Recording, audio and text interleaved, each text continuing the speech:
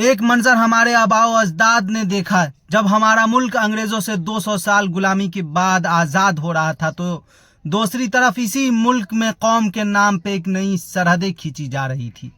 एक मंजर आज हम लोग देख रहे हैं कि आज ये कौम अपनी वजूद की लड़ाई लड़ रहा है वक्फ को बचाने की, तो दूसरी तरफ इस कौम के उलमाओं में होड़ मची हुई है कि हम अमीर शरीयत तो हम अमीर शरीयत। आज जो शरीयत के बंटवारे से खुश है, इनका मिजाज उन्हीं लोगों से मिलता है जो आज़ादी के टाइम में सरहद पार कर गए, अपनी विरासत को बेच दिया और मैदान छोड़कर फरार हो गए। इन लोगों के लिए मेरे जहन में अपूर्वा विक्रम का एक शेर याद आता है कि सांप जब तक ना आस्तीन के मारे जाएंगे, हौसला कितना भी हो हम जंग हारे जाएंगे। दुश्मनों के संग तो हम फिर करेंगे फैसले, पहले घर के जाहिलों के सर उतारे जाएंगे।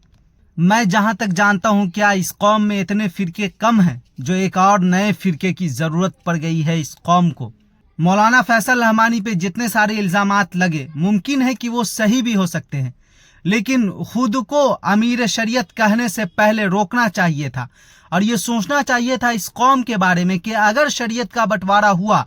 तो ये इमारत शरीयत दो फिरकों में बटेगा और एक फिरका वो होगा जो कौम के नाम पे सिर्फ और सिर्फ चंदा वसूली करेगा और चंदा खाएगा और कौम के लिए कुछ नहीं करेगा, और एक वो फिरका बनेगा जो कौम के लिए कुछ करना तो चाहेगा लेकिन कौम उसको चंदा नहीं देगी, और इस कौम में बोलबाला भी उसी का होगा जो कौम के नाम पे चंदा खाएगी और चंदा चोर होगी। तो ये सोचना, समझना और जानना पहचानना आपका काम है कि वो कौन सा फिरका है इन दोनों फिरकों में से जो चंदा चोर होगी, कौम के लिए दलाल साबित होगी और दलाली का काम करेगी। तो अभी वक्त है दोस्तों पहचानने का और एकजुटता दिखाने का और अपनी एकता साबित करने का कि कम से कम ये कौम के लिए एक रहिए। कल पटना में जो देखा हम लोगों ने, उससे ये साफ जाहिर होता है कि लोग अगर इस कौम को टुकड़े टुकड़े गैंग कहते हैं तो वो गलत नहीं कहते।